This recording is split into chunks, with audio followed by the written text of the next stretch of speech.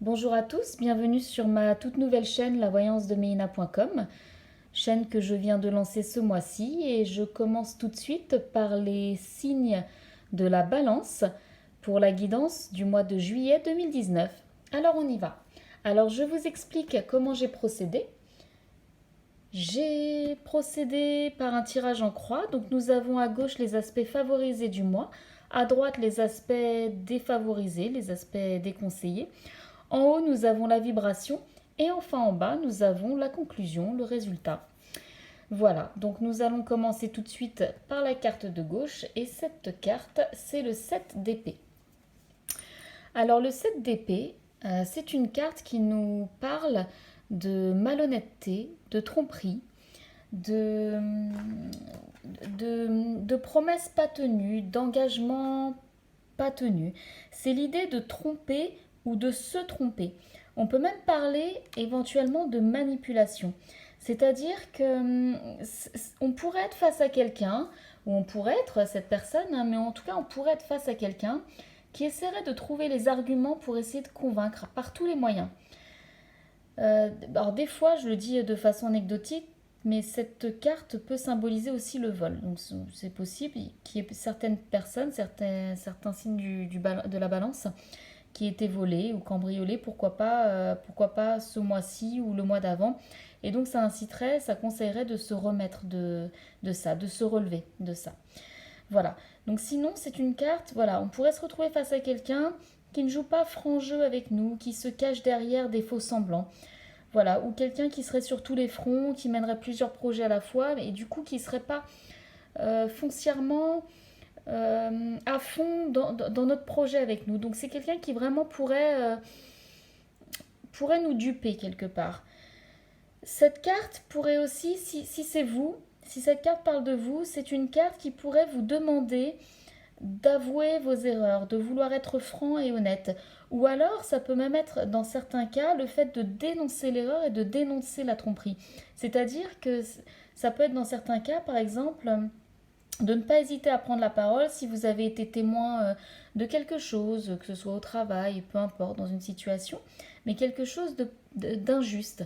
On pourrait vous conseiller du coup de prendre la parole.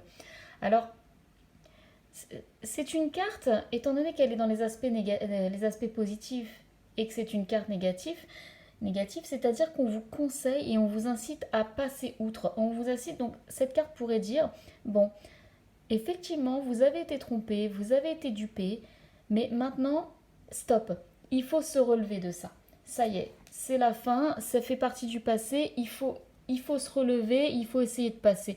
On ne parle pas forcément de pardonner, hein, mais on parle en tout cas de, ça y est, d'avancer. Alors pourquoi cette carte va rentrer en résonance avec la carte qui se trouve justement dans les aspects négatifs?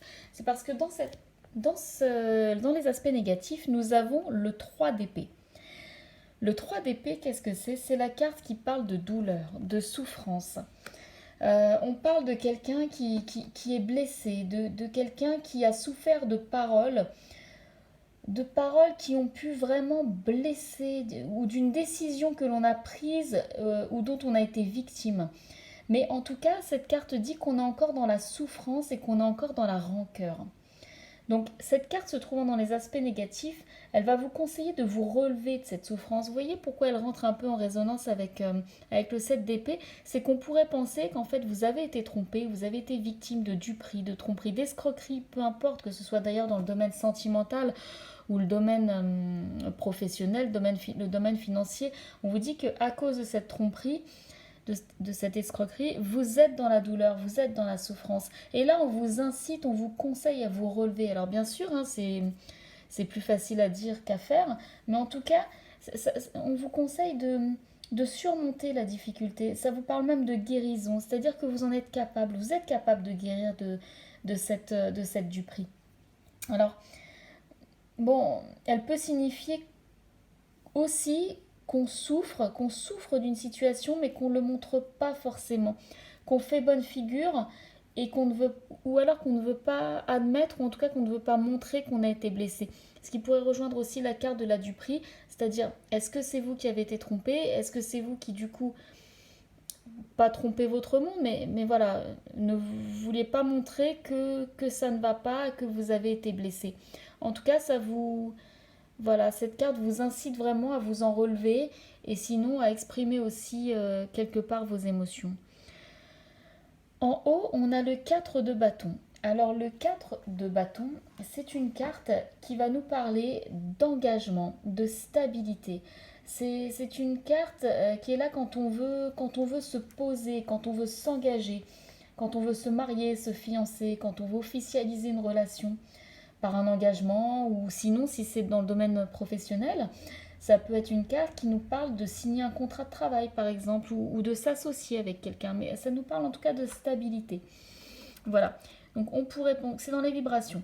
On pourrait aussi penser que peut-être à l'heure d'aujourd'hui, vous ne voulez pas vous engager parce que vous avez été trompé, parce que vous êtes encore dans la souffrance et que du coup ça crée une instabilité qui fait que vous n'avancez pas finalement.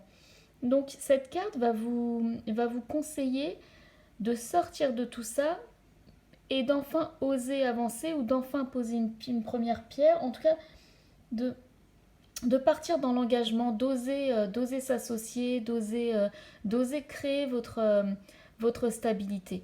Alors que ce soit financière, que ce soit sentimentale, que ce soit professionnelle, mais en tout cas, voilà, il faut se relever de quelque chose, mais qui a été très dur hein, apparemment, hein, parce que vraiment cette carte, c'est vraiment la carte de la malhonnêteté et de la tromperie. Cette carte, c'est vraiment la carte de la souffrance et de la douleur hein, dans le tarot de Marseille. Il y a 78 lames, on tombe sur ces deux-là. Donc c'est quelque chose qui vraiment vous a marqué, c'est quelque chose qui vous fait encore du mal. Vous êtes dans la rancœur, vous êtes dans la douleur. Donc c'est très très dur pour vous de vous relever et d'atteindre à nouveau une stabilité.